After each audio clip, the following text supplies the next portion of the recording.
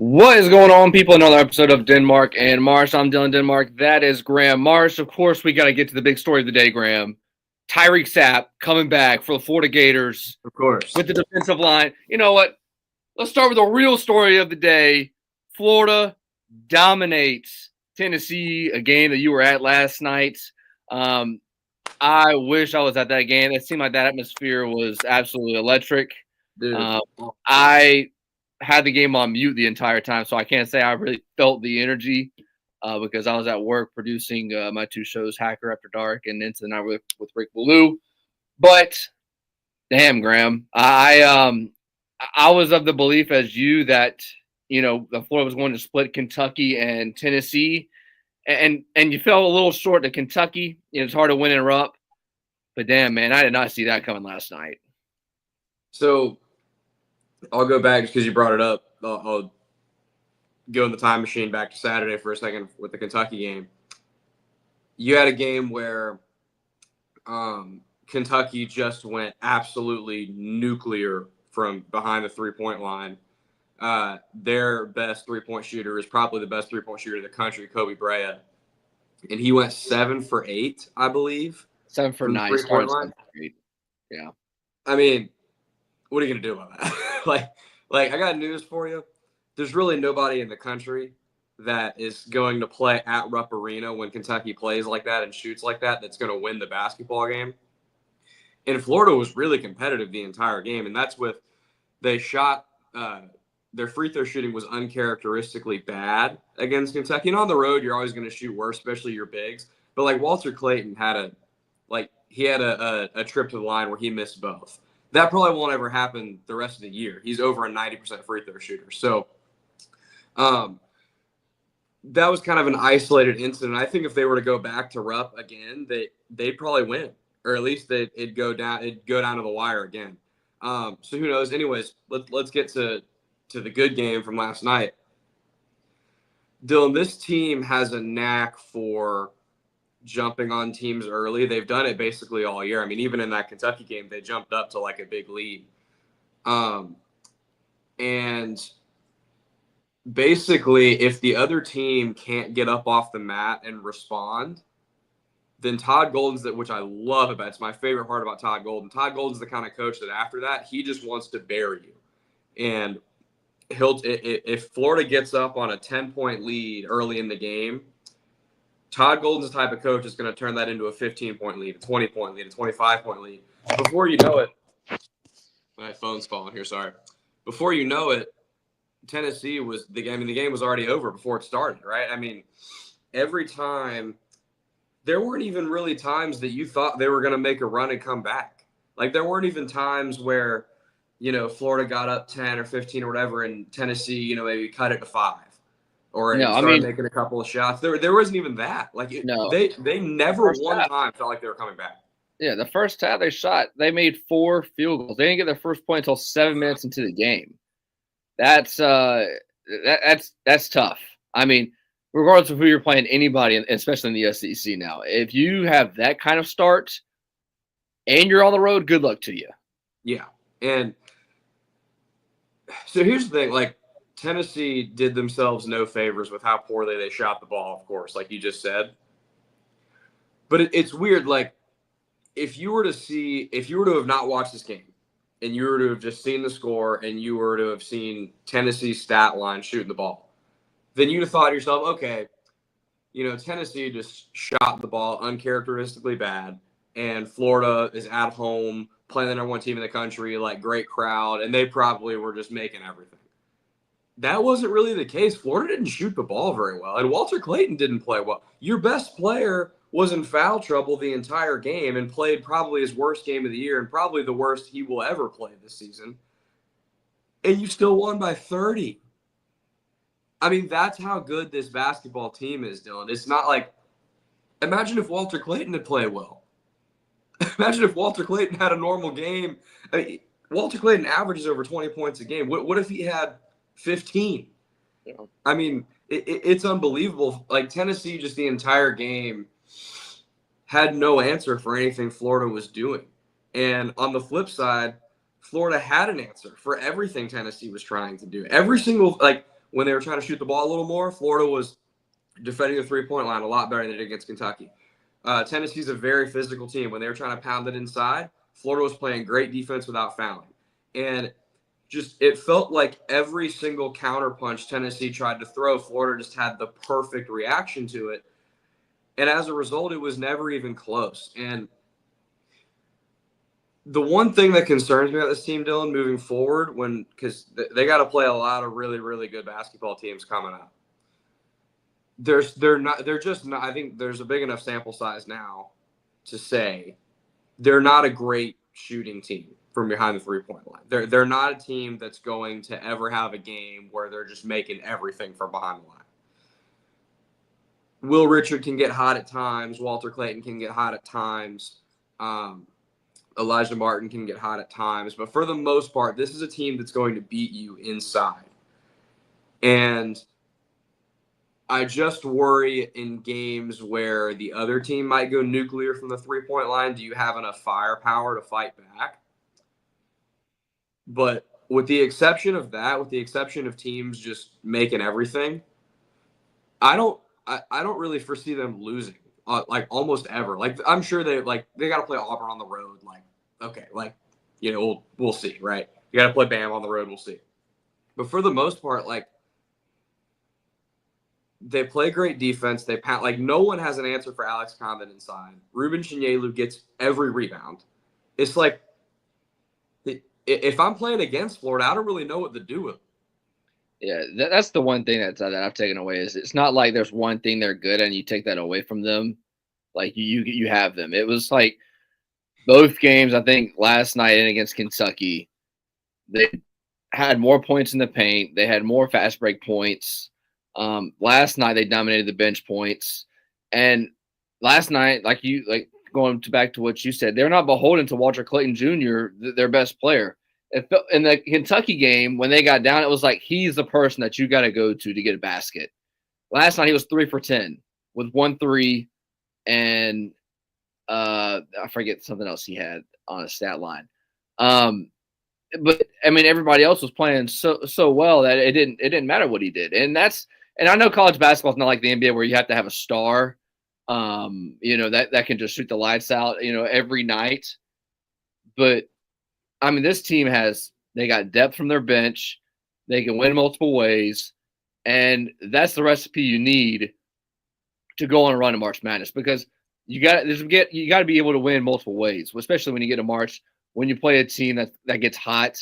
Well, that's a long time from now, but you've got to be very happy with what you see so far. I mean, you score 100 points and you don't win at Rupp Arena. And it wasn't like it was like garbage time. You were scoring 20 points like Tennessee was doing the last 4 minutes. Like it was back and forth the entire game, and Kentucky was just hot. And last night, Tennessee couldn't do much, and you could definitely tell they emphasized defense once they came back to Gainesville Saturday night. And, you saw the product with that was last night.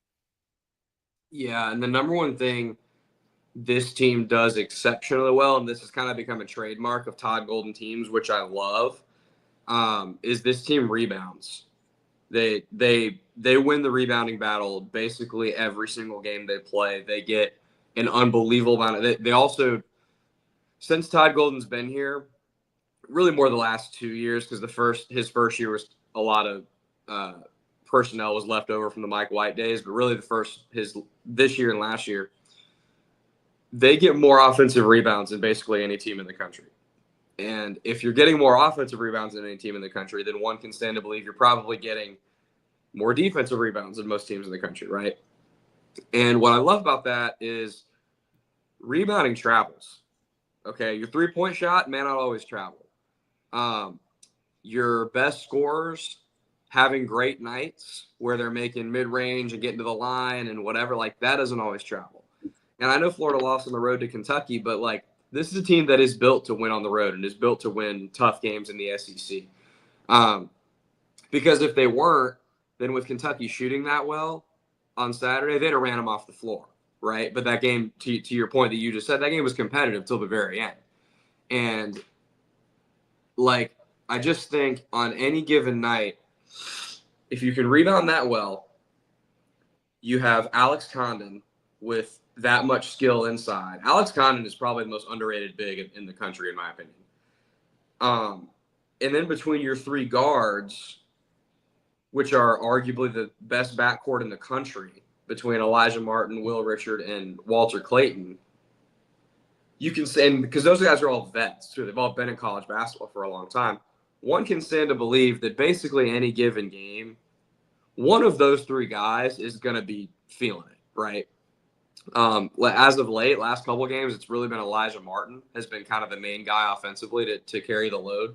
Walter Clayton, toward the end of the Kentucky game as well, was really putting the team on his back also.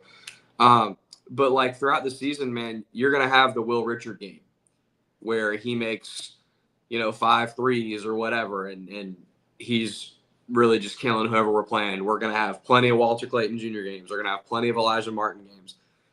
And you put all that together, seems going to be really tough to stop. Also, you're frozen, so I'm not sure what's going on there. Let's see.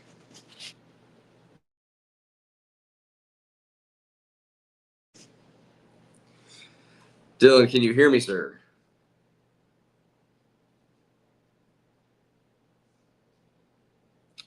I don't believe you can.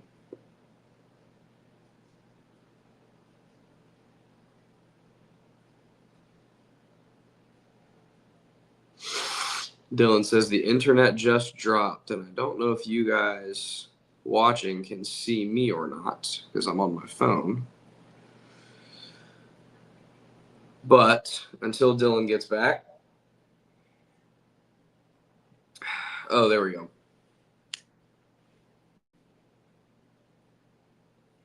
He was on his hotspot.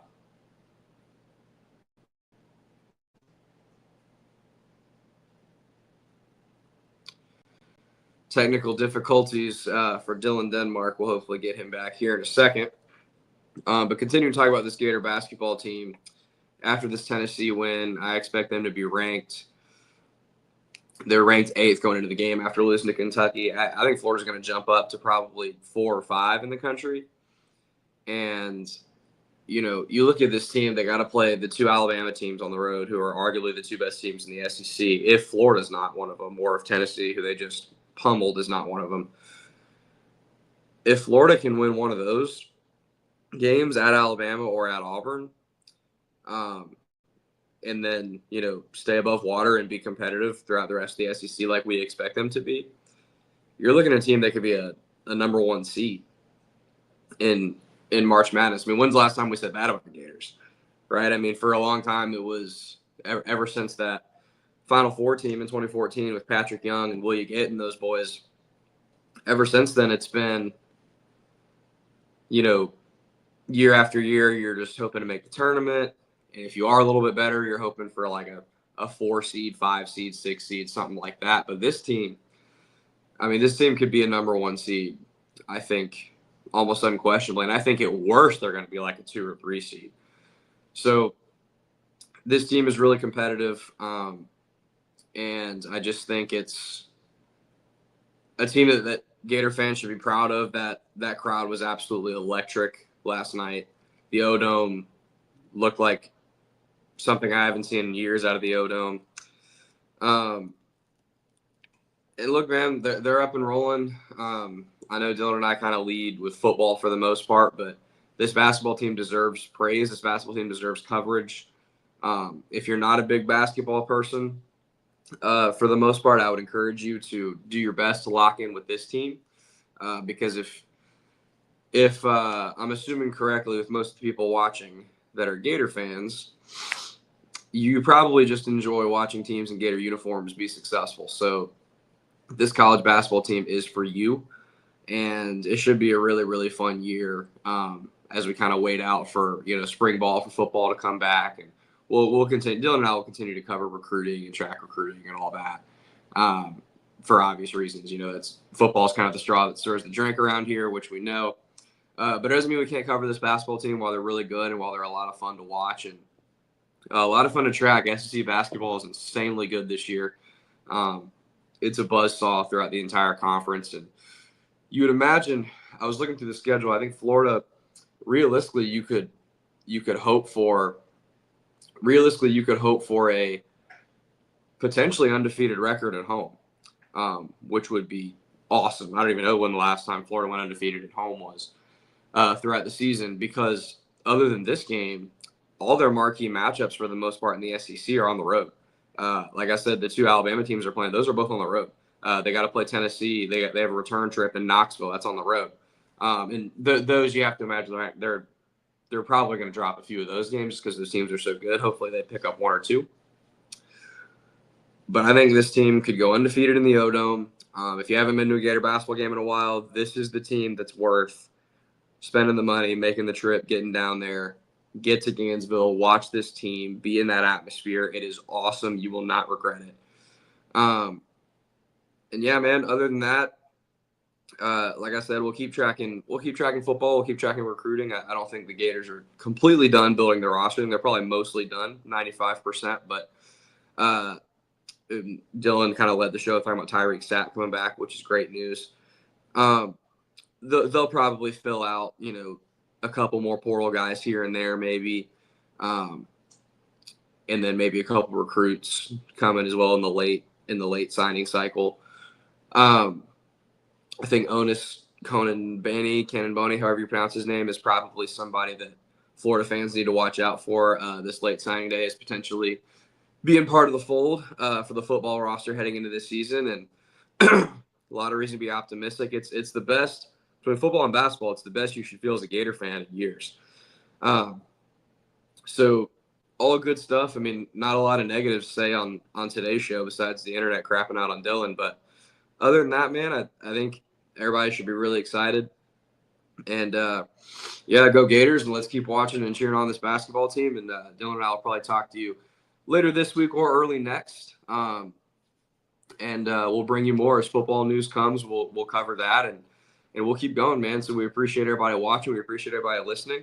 And tune into the next episode of Denmark and Marsh as well.